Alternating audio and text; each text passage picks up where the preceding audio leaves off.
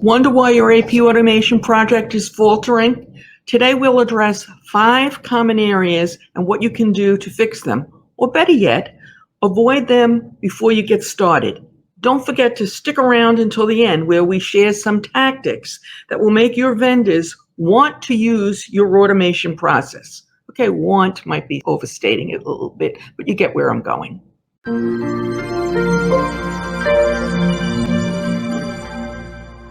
Welcome to the AP Now podcast, the podcast that covers trends, insights, and emerging issues impacting every accounts payable function.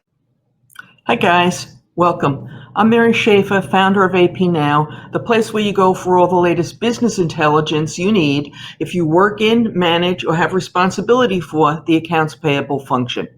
Today we're going to talk about 5 simple reasons why your technology project doesn't live up to expectations and what you can do to rectify that often or occasionally career-ending decision. So here's the scenario that I'm sure more than a few of you have found yourself in. After much wrangling with your staff, with management, with your suppliers, with the IT staff, purchasing, and probably a few others, you finally got the green light to go ahead for your AP automation project or other technology project. But in these days, it's often AP automation. You might have put it in at the behest of management, the CFO, or some other executive. But whatever, the technology has gone live finally after a lot of work. And after 3 months, you have maybe 10% usage, 10% of your suppliers are using the automation project. And now all of a sudden, there's a lot of finger pointing going on, and the majority of those fingers are pointing directly at you. So let's see what went wrong and how you can fix it. Or ideally, if you're listening to this before your project has gone live, how you can anticipate these problems and address them ahead of time so that this never happens in the first place. So issue number 1, you didn't have realistic expectations.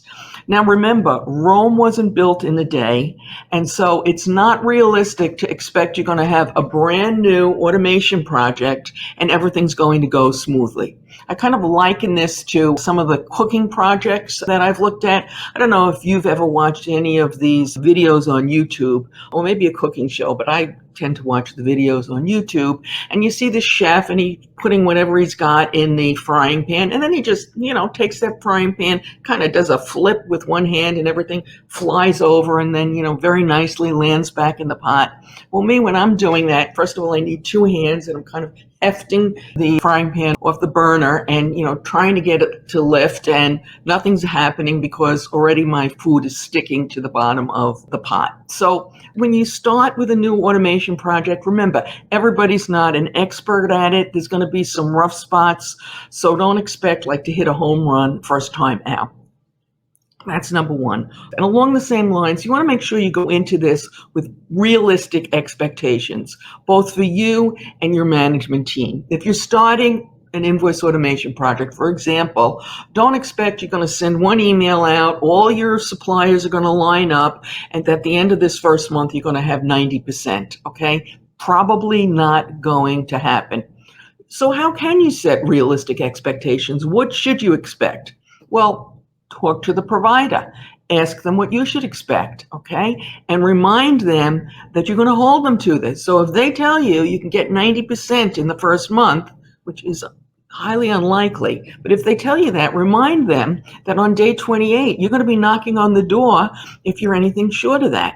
So get some realistic expectations. Once you know what you can realistically expect, then make sure that you communicate that to management. So, there is no finger pointing. So everybody knows, hey, at the end of 6 months, if we're really, really lucky, we'll have about half of our suppliers on board, or whatever the number's going to be. Okay. Issue number 2. The technology doesn't do what you thought it would do, or even worse, what management thought it would do. This is why it's important before you purchase anything to have a thorough understanding. Sometimes just one demo won't suffice. People, not so much the people who have to deal with it, but sometimes management, they'll see a demo or they hear a talk at a conference, and they'll assume that all, for example, invoice automation or AP automation services are the same, and they're not. They're all different. So you want to make sure before you even go into this that you have a thorough understanding of how it works and what it can do. Don't expect miracles. And you might get this not only by going to the demos, but also talking to some of their other customers. Again, all products are different, so what somebody told you about one product may or may not be true for the one that you are purchasing. And with the automation projects that are available now, some of them just do invoices, some of them do the whole AP process, some of them, pull in procurement. So you have to make sure you understand exactly what you're getting. Okay, issue number 3. This is an easy one to fix. Your staff doesn't know how to use the technology. Maybe, you sent everybody for training, and maybe that training was an hour, I don't know. Or worse, everybody was supposed to do it on their own, and, some of them did it. Some of them did it while they were watching TV. Some of them did it while they were, chatting with someone. So you want to make sure your staff is really, really trained well. And this might mean going through the training session 2 or 3 times. It's better to do that and have a really good understanding of how the technology works and be able to do it than not. Okay. Now, before we get to the last 2 issues, I'd like to invite you to subscribe. It's completely free, it's private, and you can unsubscribe anytime. If you're on YouTube, by ringing that bell next to the subscribe button, you'll be notified when we post new accounts payable content, which we do 2 or 3 times a week. And by the way, if you're on YouTube, you don't necessarily have to have a YouTube account to subscribe. You can subscribe using a Gmail account. Issue number 4, and this is one that we're seeing over and over again, so don't automatically think, oh, this wouldn't happen in our organization, because guess what? It might be happening. And that is that your staff is sabotaging the process. So you may have everything set up exactly the way you think it should be. You may have done all the staff training, the vendor training, everything else, and you're still not getting the results that you see. And so then you need to do a little sleuthing, and you might talk to some of your suppliers. They'll tell you a variety of things. But one of the things that they might tell you is that, oh, your AP staff said we don't have to use it, or, oh, the AP staff suggested we don't use it, that it's difficult, or whatever story they come. And what you probably will find out in these situations is, 1, the staff doesn't know how to use it, in which case you send them back for more training, as we've already discussed.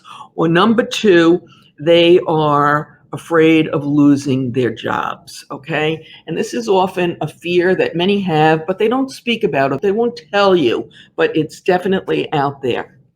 And if you can sleuth that out, if you can figure that out, then you want to talk to them. If there is a chance they're going to lose their jobs, and I have to tell you, sometimes that is a real possibility, given that that's where some of the cost saving comes from some of this new technology. You want to address it. You might arrange new training for them. You might see if management will let you send them to some extra classes. But, and this is a big but, and it's something that may help many of you within this situation, as we come out of the pandemic, which we are hopefully doing as I'm taping this, there have been numerous reports that something like half of all employees are going to be looking for new jobs, or different survey every day, but a lot of turnover, okay?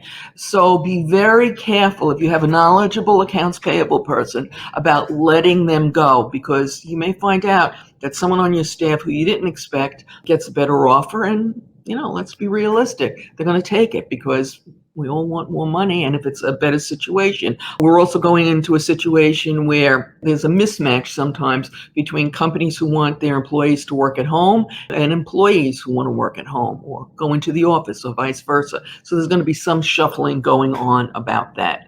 Also, 1 or 2 of your employees, hopefully not, but a few of them may have what we call technophobia, which is just a fear of new technology.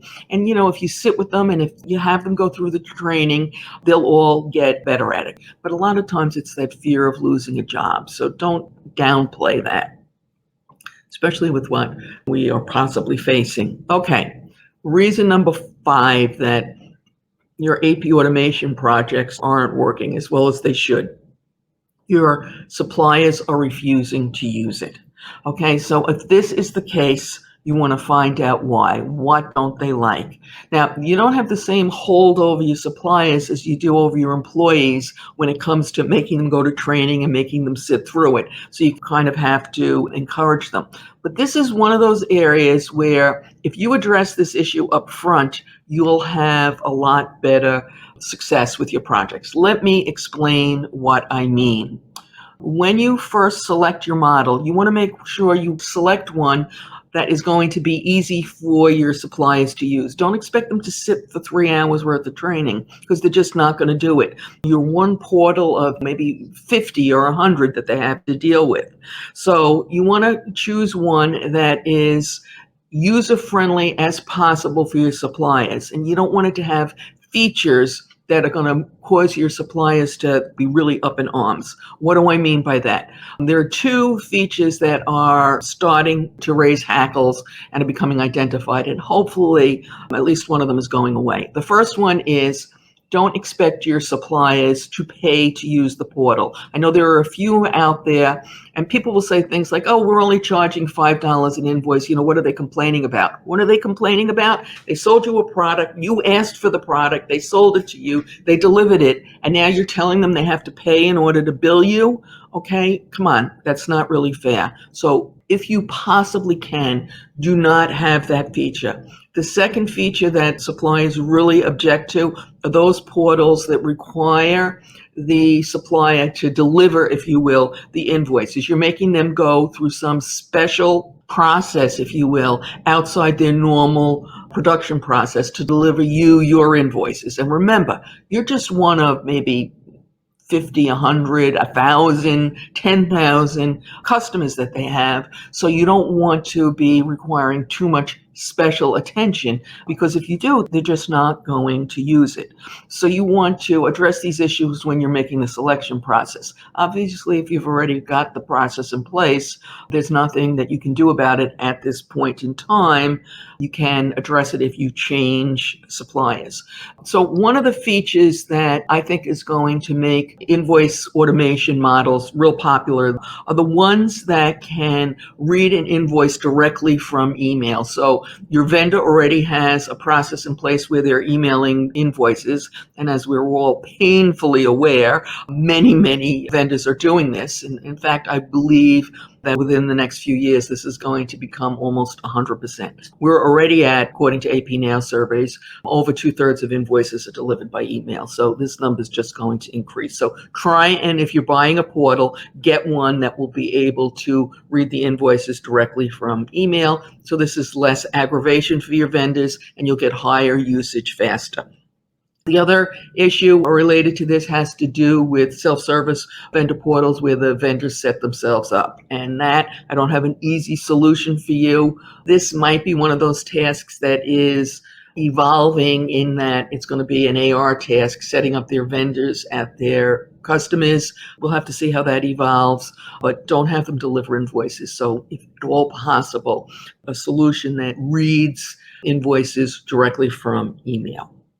Okay, so whether we love technology or hate it, it's with us, and it's going to be part of the future accounts payable. It's inextricably linked with it. There's no 2 ways about it. So we talk more about other factors related to AP's future in episode 113. A link to it will appear shortly to the left. And don't forget, those thumbs up, comments, and shares. I really appreciate them. Thanks, guys.